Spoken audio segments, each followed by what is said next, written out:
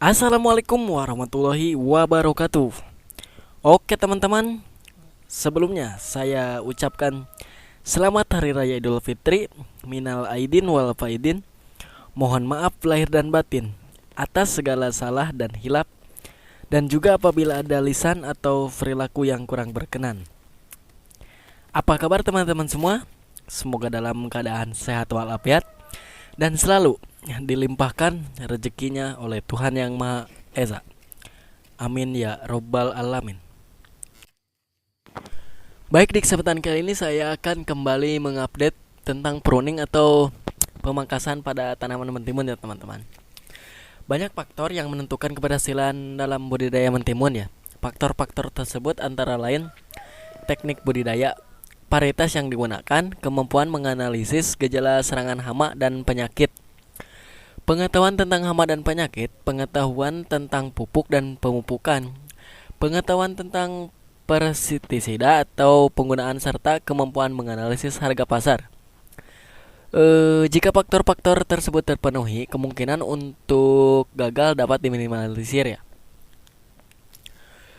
Walaupun tidak dapat dipungkiri bahwa keberhasilan juga ditentukan oleh faktor X atau faktor keberuntungan. Salah satu teknik budidaya yang dapat dilakukan untuk meningkatkan hasil adalah dengan melakukan pemangkasan. Pemangkasan terbukti mampu meningkatkan produktivitas secara signifikan ya teman-teman. Untuk mendapatkan hasil maksimal, disarankan melakukan pemangkasan pada daun-daun tua yang terserang penyakit serta tunas yang tumbuh pada daun pertama hingga daun ke-10 ya teman-teman. Pemangkasan dilakukan segera setelah terlihat munculnya tunas pertama dan seterusnya. Dan bagaimana caranya? 1. Pemangkasan tunas pertama hingga tunas kelima. Tunas yang muncul pada daun pertama sampai tunas kelima dipangkas seluruhnya ya. Pemangkasan sebaiknya dilakukan segera setelah munculnya tunas atau maksimal setelah tunas tumbuh sepanjang 10 sampai dengan 15 cm. Tunas dipotong hingga pangkal ketiak daun.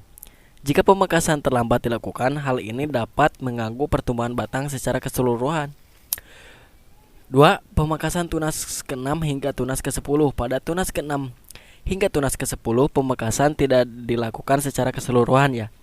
Pemangkasan dilakukan dengan menyisahkan 3 helai daun dan buah dan 1 buah. Jika ada lebih dari 1 bakal buah pada ketiga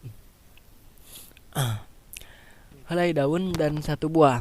Jika ada lebih dari 1 bakal buah pada ketiga tersebut, maka buah yang lain harus dibuang dan disisakan hanya 1 buah saja. Lakukan seleksi terlebih dahulu ya. Buah yang disisakan adalah buah yang paling bagus. Dan yang ketiga, pemangkasan daun tua dan terserang penyakit. Daun-daun tua yang terserang penyakit harus segera dibuang dan dimusnahkan ya. Hal ini dilakukan untuk menghindari menularnya penyakit ke daun yang lainnya. Daun yang terserang penyakit dapat ditandai jika terlihat adanya bercak-bercak coklat pada serta warna daun yang menguning.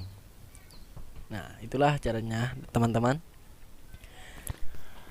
Adapun manfaat dan tujuan pemangkasan pada mentimun antara lain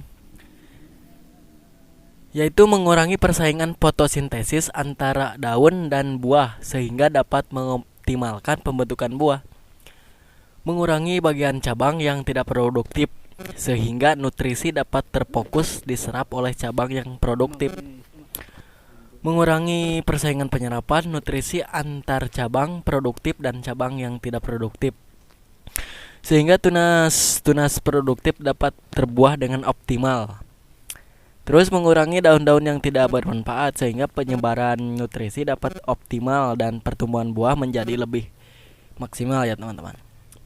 Terus meningkatkan pertumbuhan cabang-cabang produktif yaitu cabang yang berada pada daun ke-11 dan seterusnya. Mencegah penyebaran penyakit dengan membuang daun-daun yang terserang penyakit, maka penyebaran penyakit dapat diminimalisir ya. Sehingga tanaman lebih sehat dan dapat diproduksi dengan maksimal.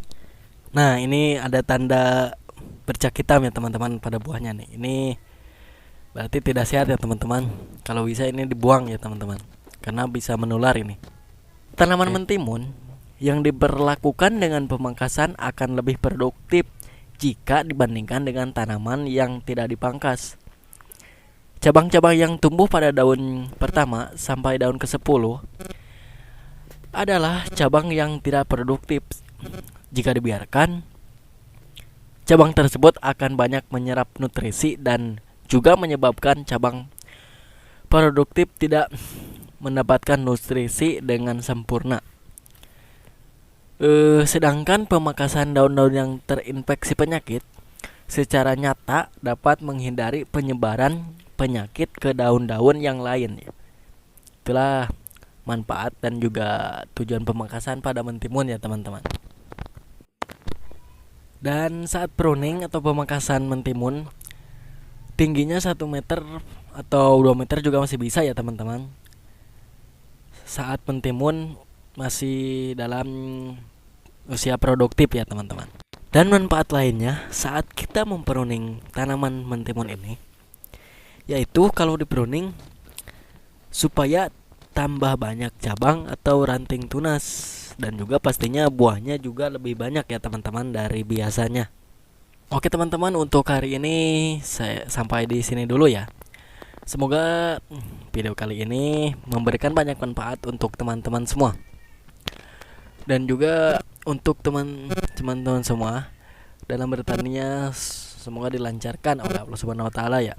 Dan juga sukses terus untuk pertanian di Indonesia ya teman-teman. Wabillahi taufiq wal hidayah. Wassalamualaikum warahmatullahi wabarakatuh.